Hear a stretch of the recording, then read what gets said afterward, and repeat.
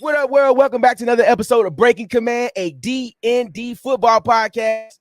And of course, you got your man, DH, Darian, DH Williams, at DH on the mic on X. And my partner in crime, my main man, my guy, Darrin Midgett, a.k.a. D-Mitty. D-Mitty, what's up, bro?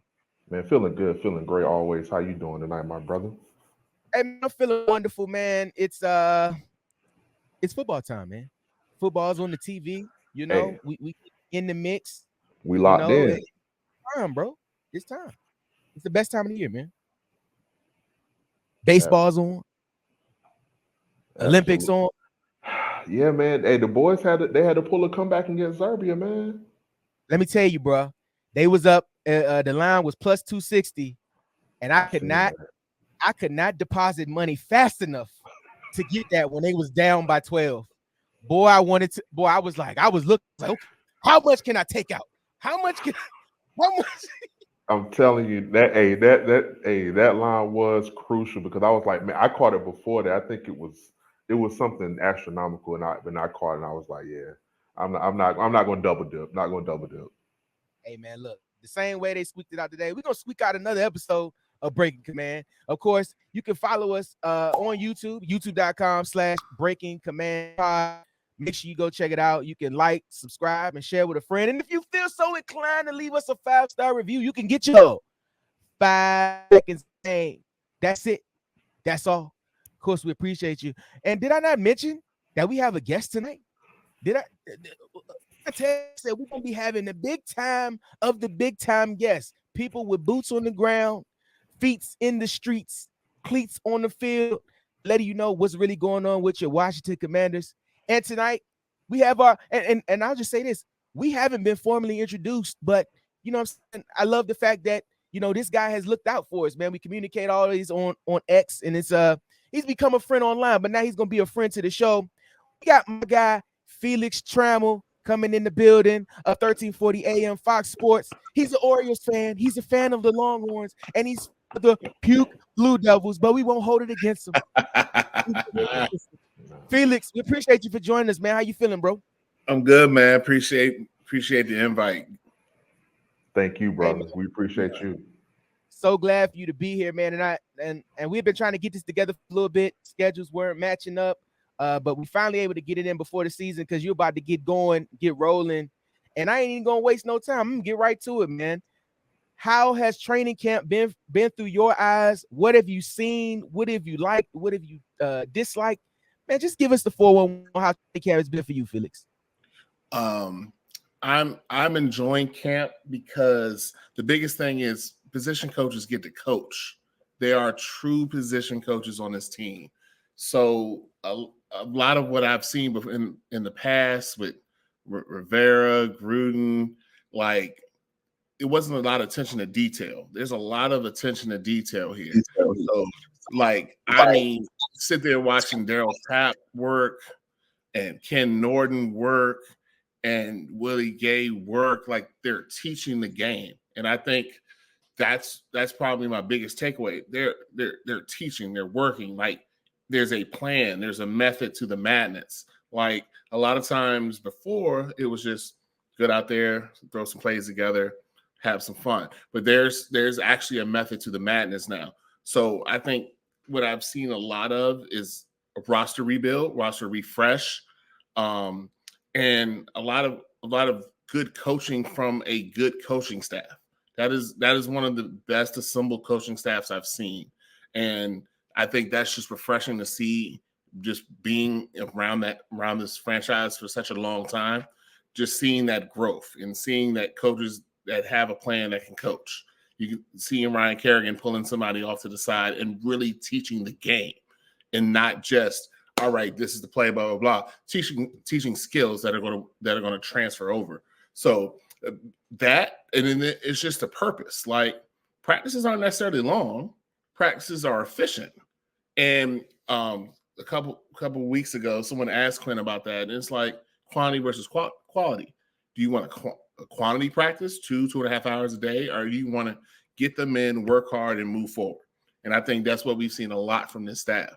So I think that's the overall arching thing of training camp, just better optimism, better players, like better coaching. So there's a lot of positives to take away from camp. You're on mute, D-Mitty. Do apologize.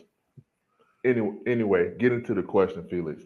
I like how you went into coaching. I'm a guy who likes the behind the scenes of sports because to me that makes a team. It makes everything great. And you spoke on Darryl Tapp. Was there any other coach or position coach that may have caught your eye with what he's doing, or a coach that went to a certain player that said, "Hey, that player may learn something from that particular"? Was there another coach outside of maybe Darryl Tapp that maybe stood out to you? Ken Norton Jr. Ken Norton Jr.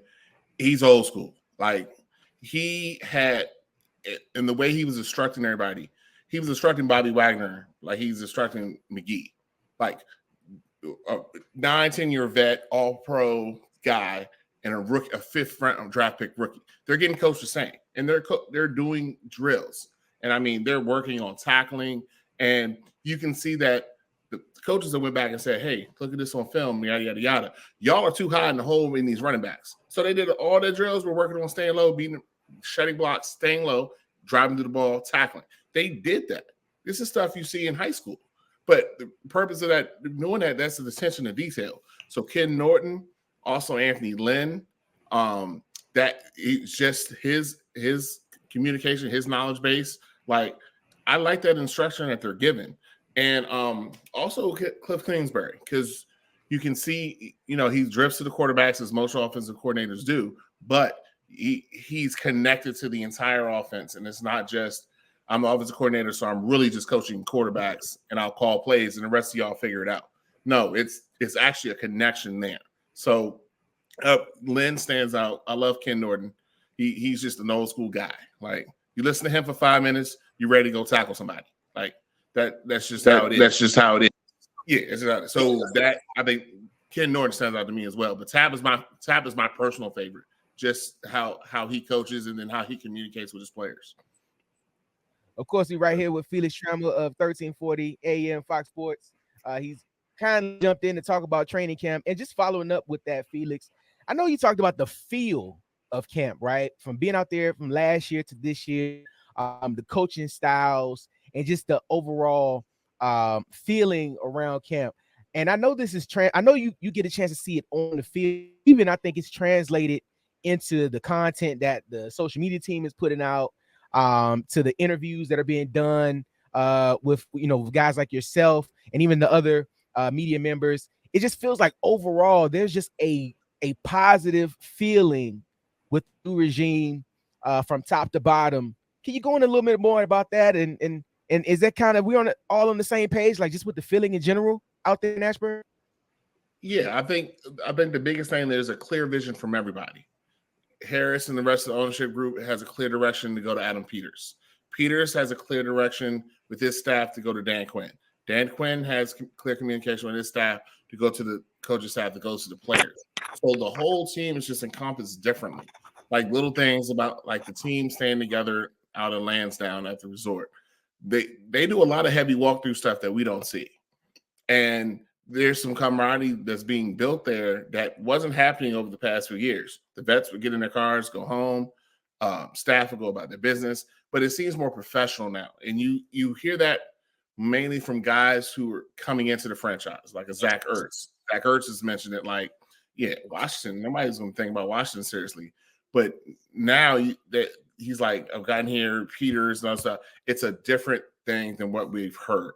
And so I think the word is out there that, this is a viable, credible franchise again. So people actually want to be here because they have a chance to compete on a historic team. So I think that's all kind of meshed together, that there's just a clear vision from the top. And the top is positive, which brings everything underneath it positively. And that's why camp is just trended in the right direction.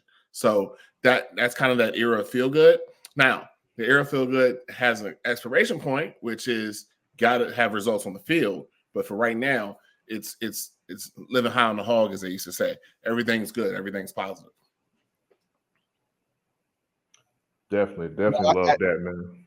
Go ahead, D-Minnie. My fault, because I love the fact he was talking about how things are positive from the top, because it seems like they're putting not just their their money where their mouth is. They're actually like, they're there. Josh Harris is on site at camp, and he seems that he's not only just investing his money, he's investing his time.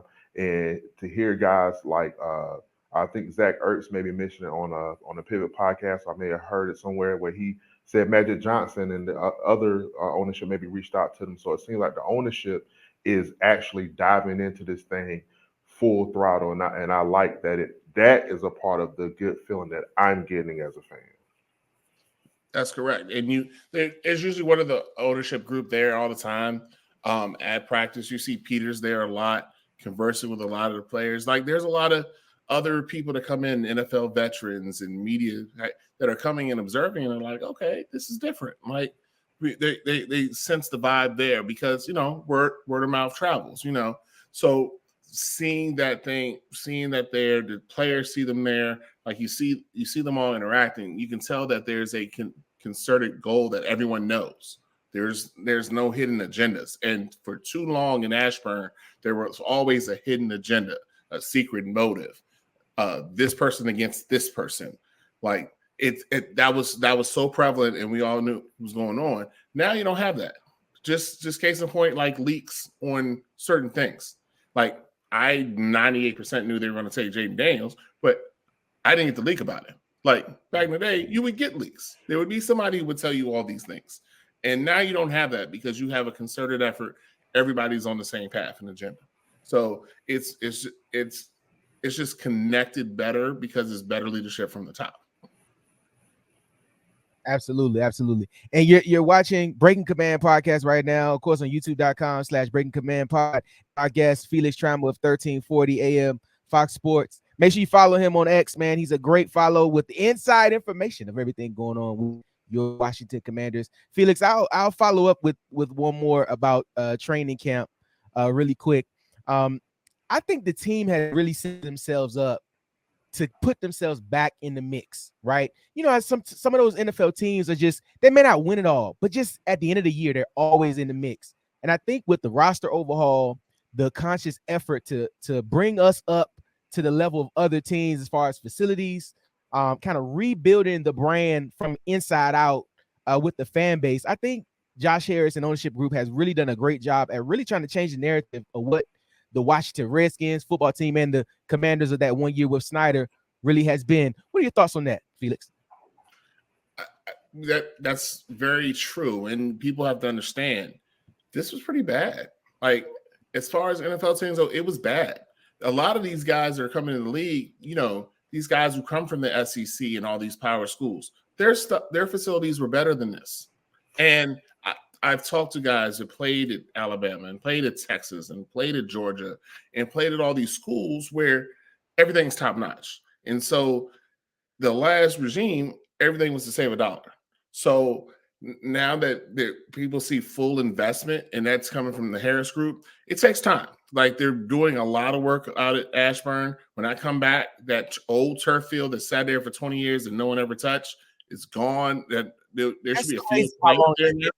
Like, it just sat there. And then even still, they just covered up the logo with a tarp, and people just walked on it. Like, it took that long just to do something like that. So just little things like that, and it's going to take a while. So I need people to understand, it's not all facilities, all that stuff's not going to turn around in a day, but the roster overhaul is going in the right direction. Like, this roster needed to be rebuilt, and you can see that by just people that were let go. They were let go. They're not anywhere, or the people we consider the top talents are barely on rosters. So that's going to take a while. It's going to take a process, but it's building correctly. So you can be that team that's always there, that team that's always in the mix. I mean, I'm sure any of our fans, you would be the Buffalo Bills in a heartbeat. They're always there. They may not win it, but they're always there. Teams like that. So you want to be that. Even Dallas is winning the division. They may not win in the playoffs, but would you rather be there and lose, or be 3-14? So that takes time, because Dallas built a roster. So you have to build a roster. And it's more than just throwing money at who happens to jump out. You build it over time, and that's how teams are built. And so Harris understands that. Peters understands that. Quinn understands that. And if that triumphant isn't together, then you will not have a successful franchise. Period. One thing I've learned that you can't take the girl home if you don't go to the dance. So Yeah. I would like to be in the mix at the end of the season. And speaking of being in the mix, we had the unofficial depth chart come out this past week, and there are a lot of players in a different mix than they were maybe in previous seasons. Some surprises, some questions. Felix, what was your initial thoughts when the unofficial, let's remind people, the unofficial first depth chart came out? Right. Felix, what were your thoughts, man? It was kind of what I expected. The biggest one that probably got me was Forbes. This is his second team because he had been taking every first team rep. Like he'd started a corner. The person who hadn't been taking reps was Benjamin St. Juste.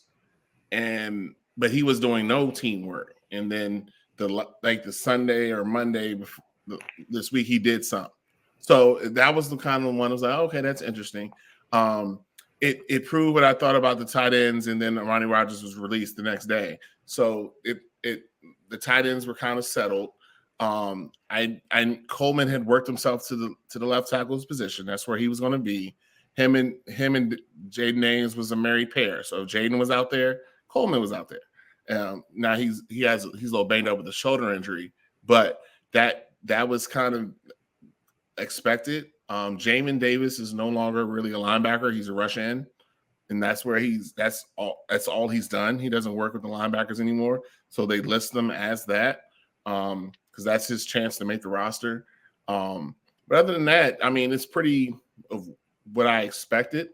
I think Owens is a bit low. Tyler Owens, just how they've been using him, but that might be there for another reason. But the depth chart is about what I expected.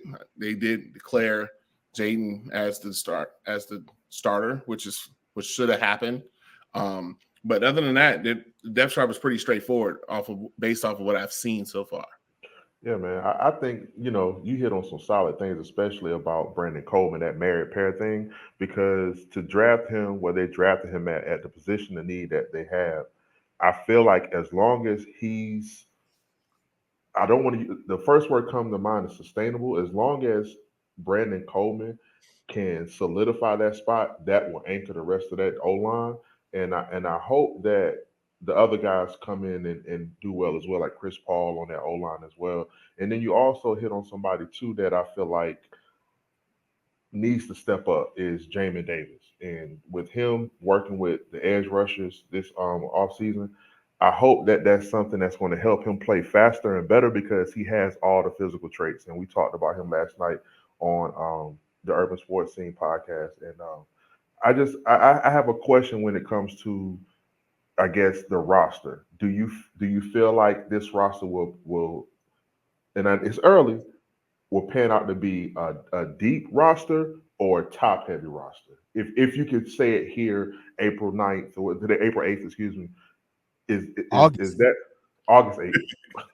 He had me thinking for a second. I was like, is it April? It was April. I was like, what have I been doing for the past month?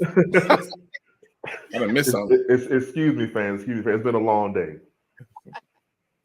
I think that's a TBD question, but I still think the roster is going to need more depth. There's two positions I worry about, and that's offensive line, and it's cornerback.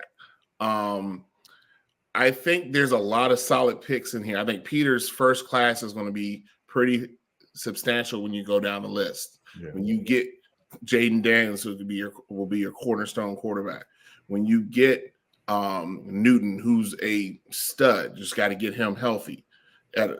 You get Coleman in the third round. That's the thing. You sign Luke McCaffrey. That's going to be a very underrated pick. So you could possibly hit on 5 first-round picks. I mean, 5 rookies. That just lends itself to say that the roster is going to take a little bit more of a build. But I think the starters will be fine. But I'm like I said, the one I'm worried about the most is the offensive line. And right now you have 2 studs on the offensive line. You have one stud in Sam Cosmi. He's a stud. He's top 4 in his position in the league, bar none. Coleman, who has the potential to be a top 10 left tackle. And then there's a severe drop-off after those 2 guys. And I think that's what worries me. I think Biotish will be solid because he's coming from a good foundation. But then I worry about I worry about the right tackle. I really do. I don't trust Wiley. I think Lucas will end up being there. Trent Scott's been getting a lot of time there because Wiley hasn't been doing teams. So that is my biggest worry. And the left guard would be my second biggest worry with Allegretti. So that's the concern. And I think that's something that's going to take a little bit longer to build. But you do have 2 cornerstones on that line in Cosmi and Coleman. So, but to answer your question, I think the starters would be okay. But the offensive line is the one that worries me because the defense is going to rotate through 17, 18 guys. So that's not as drastic of a thing. But cornerback would be my one issue on the defense. For sure. And we're joined here by Felix Trammell. Follow him on X at BCommander2407 of 1340 AM Fox Sports. And you know what, Felix, man, I know you're a big baseball guy. And as I hold this baseball, I kind of think about how the Orioles, your team, has built themselves over the past few years. You got your key centerpiece as Gunner, right? And that's going to be Jaden for us. And you look how they've built their whole lineup with you getting big players from Santander, Adley Rushman, a guy that just brought up the other night. Like, I kind of look at how the Orioles have built their roster over the past few years, even losing big stars like Manny Machado or losing key guys that have held you down like Adam Jones, who could have been, maybe Trent Williams, how he's been there when it was tough. You know what I mean? You look at how the Orioles built their lineup. I see a similarity as to how the Commanders may go. You know what I mean? It didn't happen overnight. It took a few seasons, some bad seasons, but it took it, a few seasons for everybody coming together.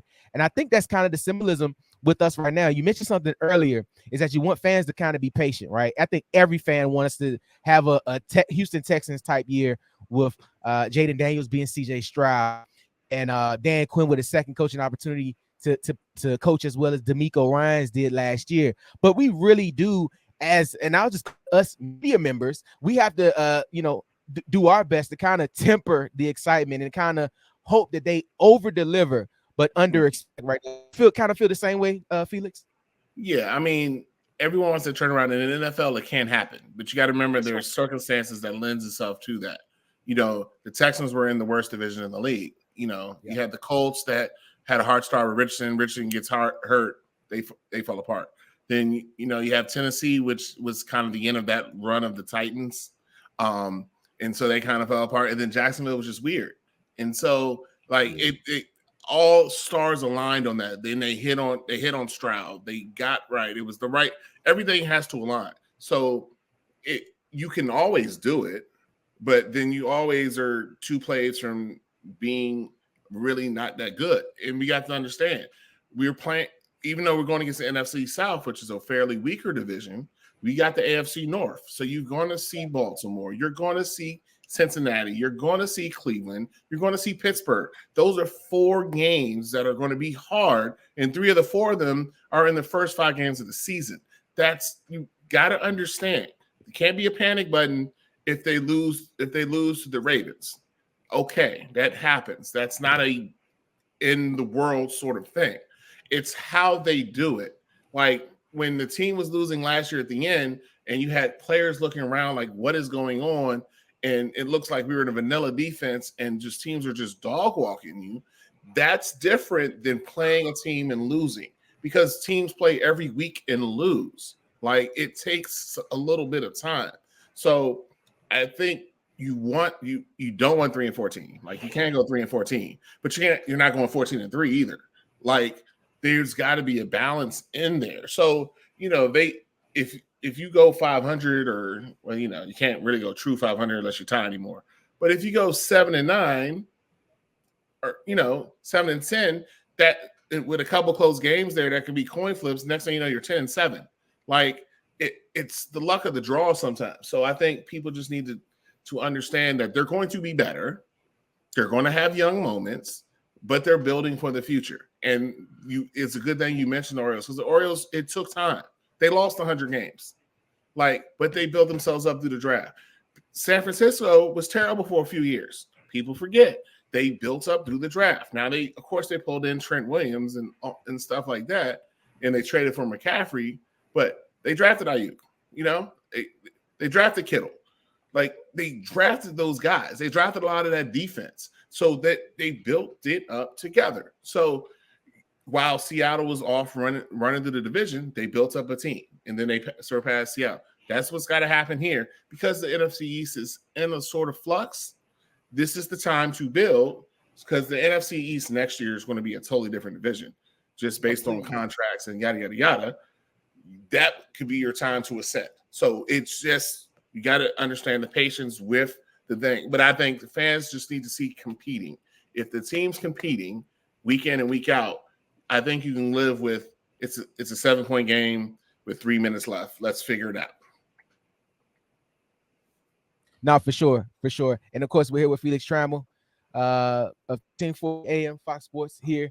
And we talked about the offseason. We talked about the depth chart. And now we have approached week 1 of the preseason. The Commanders had their first joint practice today. And if you check Twitter at a certain period of time, there are a few guys that should have been cut. The sky was falling. Could have never drafted X, Y, and Z. And on the contrary, some guys had a great practice today. Felix, your initial thoughts of the Jets? Yes, he is him. Please believe, Diami is him. I saw that. I wasn't going to say nothing, but I saw it. I mean, he led into it when he said he was having a great practice, and he did. It was an alley. He threw it up. You had to finish. I mean, I can't get mad at it. But not to Carolina. Well, my best friend. My best friend played football at Carolina, so I have supported Carolina football. That's a good thing, because I support Carolina football. Yeah, that's where the buck stops. But everyone's going to overreact to things, and there were some glowing issues. I was not physically present there. I will be at the Miami one next week, but I wasn't physically there. But I've spoken to a lot of my colleagues and a couple of Jets colleagues. That's a better trip anyway, Felix. Yes. That's a better trip anyway. The line was the biggest problem, but Cosme and Coleman sat out. So 11-on-11s weren't going to look good. Okay, that's fine. And 7-on-7s without a line, Jaden looked fine.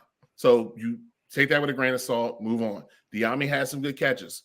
Coach Quinn has spoken very highly of Diami, because people have asked me and kind of mentioned, is Diami on the bubble? There's the Ayuk conversation and yada, yada, yada. He seems to like Diami, and they're finding places for Diami to be successful.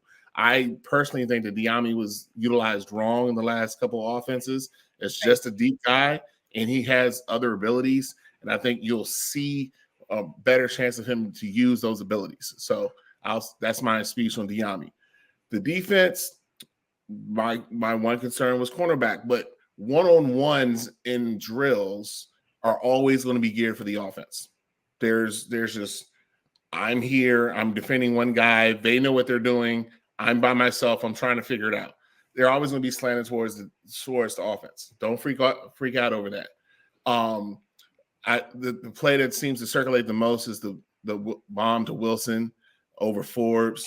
Forbes is in the correct position, how you're taught. It's good throws beat good defense. That's kind of how the game is geared. So I'm not saying that Forbes is doing well. I'm not saying he's doing bad. It's a day in camp in the rain in New York. So my reaction is kind of what I expected. They're going to be a little bit behind the Jets, and they're supposed to be, because the Jets are on year 3 of this regime.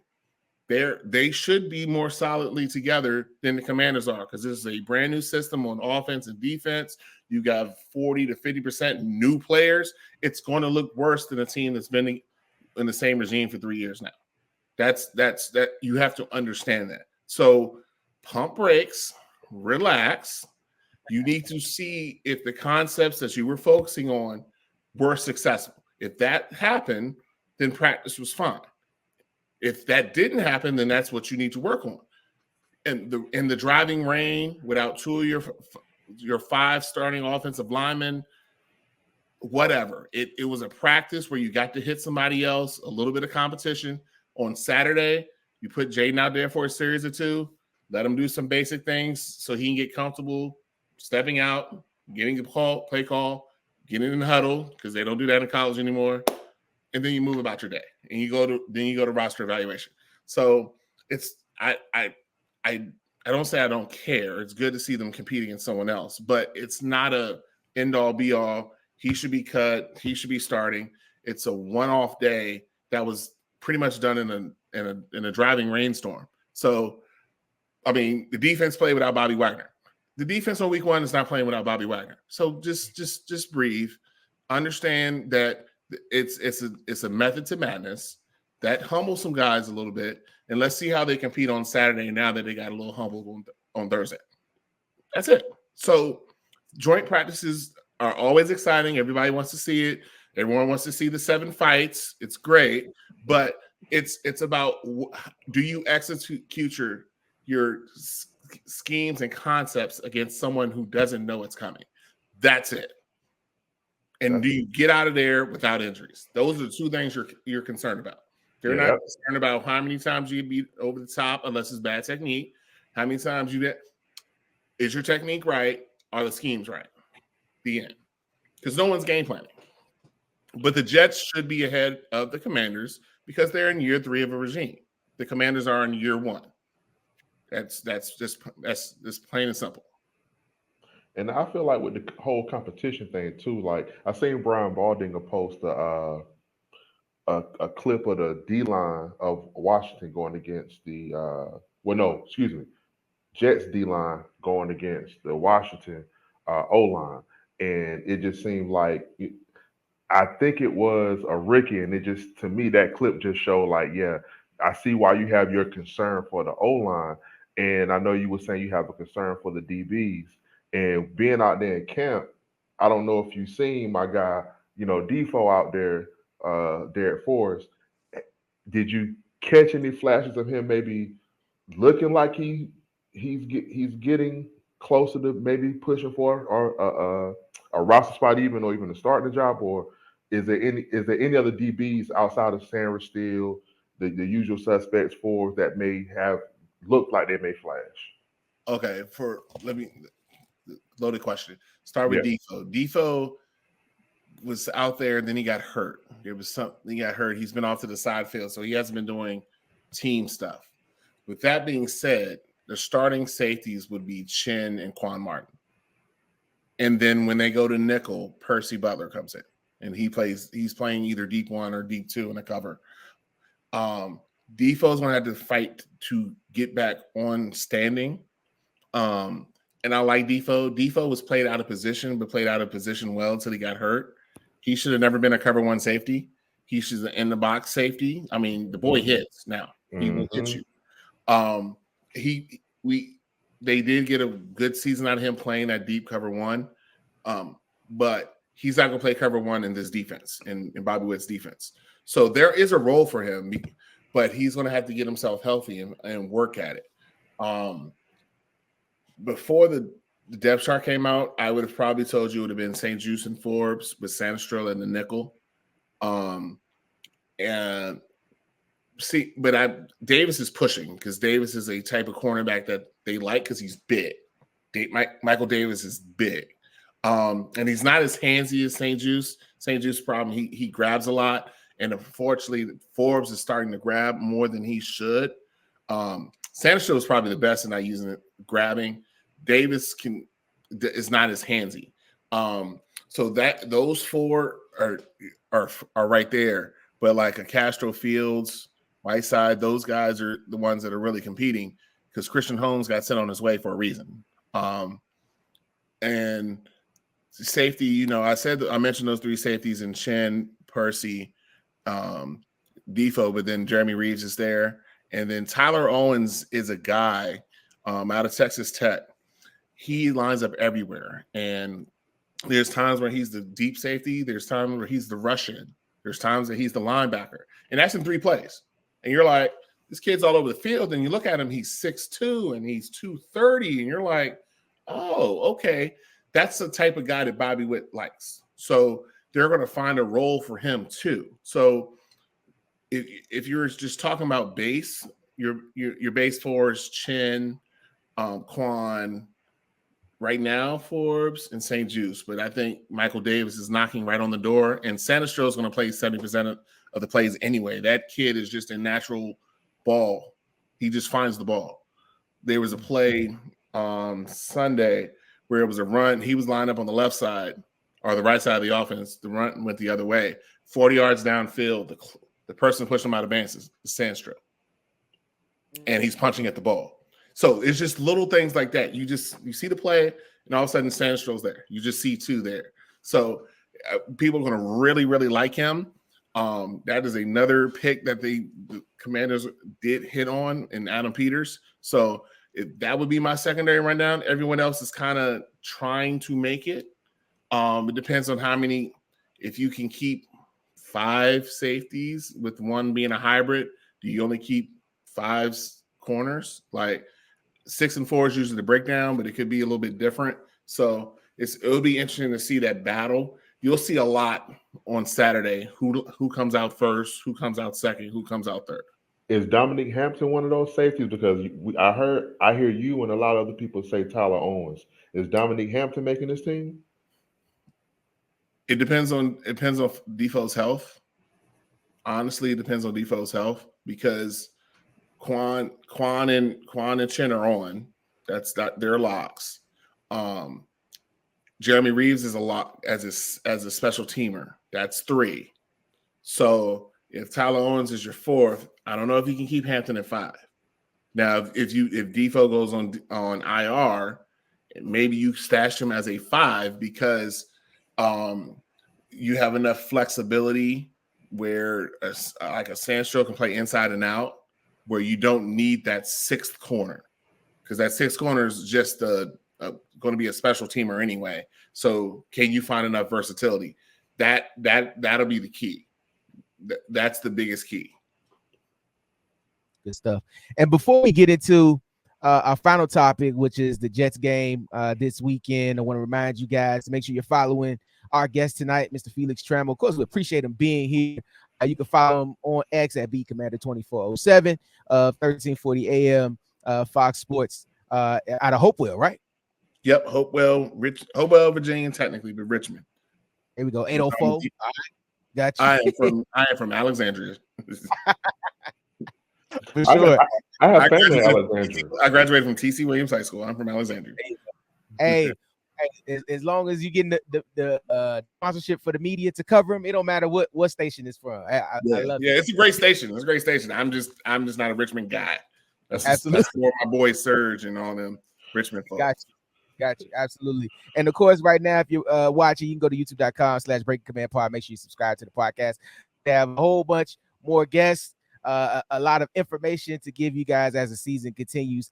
And to get into the final topic tonight with the guy Felix, we got the Jets preseason preview. So Felix, just give me a couple points, maybe 3 or 4 points of what you may be looking for this weekend with the first preseason game under the Dan Quinn, Jaden Daniels era here in Washington. A, no injuries. I'm a big no injuries guy.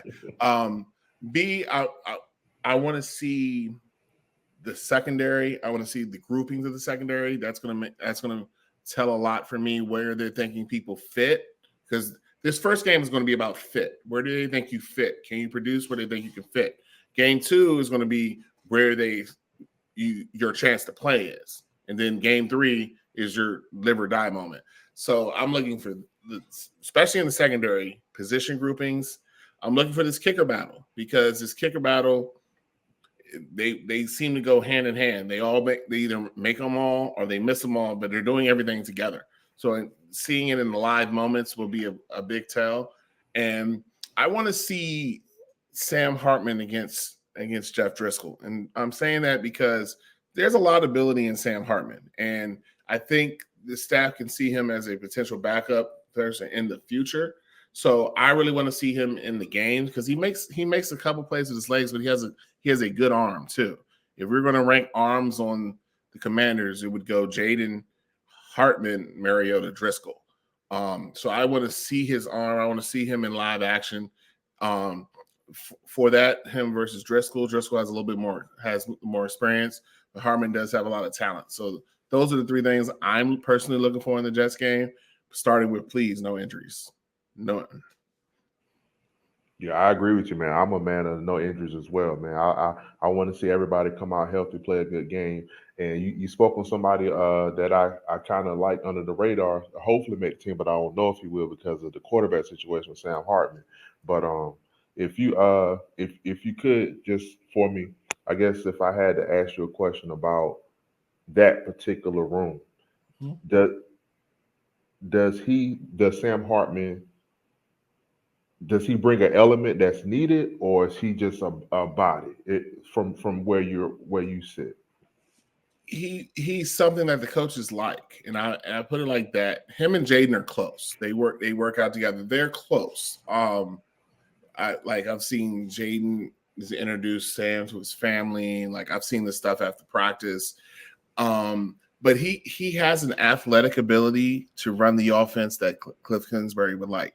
That's why Mariota's here. He's very athletic and run some of that RPO, zone read stuff that Jaden can run.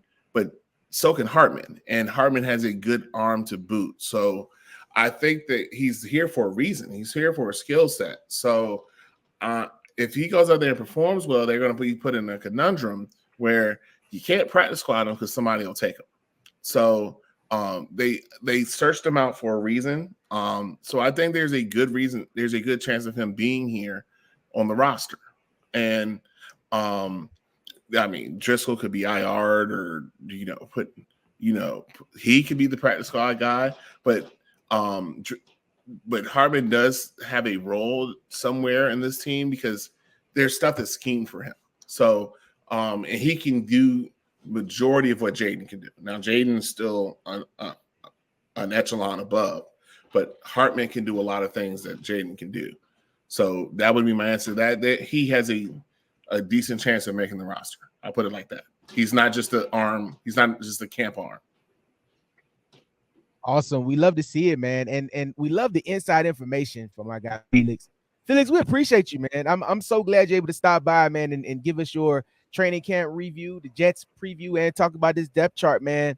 What you got coming up soon, man, so everybody can stay locked in with you, man?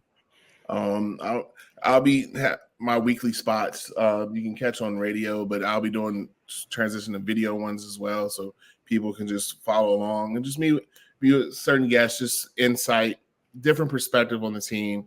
Everybody knows the traditional media. I'm a little different. I'm approaching it from a different perspective. So more stuff to follow. Just stay follow to my X and my Instagram, and there's some things on the way. Some things on the way. But I appreciate you giving me the opportunity to come on, talk. I love to chop it up. I gotta understand why you're a Carolina fan. I don't get it. But I'll tell you why I'm a Duke fan. It really is Grant Hill. But yeah. So, but anytime I can, I'll be happy to come on and talk what I know. Man, it's good chopping it up with you, Felix, man, because you done said some things that really caught me, as you can see. And then you just said Grant Hill. That's the only player from that school in Durham that I got respect for. And me being a Carolina guy, I grew up a Carolina fan, so I took the shade, and I'm not gonna give it back because respectfully, because this is this is a family entertainment thing we got going on here. But that's no problem. I really appreciate you, man, and you said something else too. You from Alexandria? I got family in that area too, so we kind of got a little ties going, man. Yeah, the reason why I'm a Grant Hill fan, he came to TC. He played at South Lakes out in Reston, and TC we always were good. And they were like, this kid, man, Grant Hill's gonna come in here and beat us. And I'm like 8 or something, and I'm like, ain't no dude from Reston coming in here and beating us. That man came in here and dropped 40-something.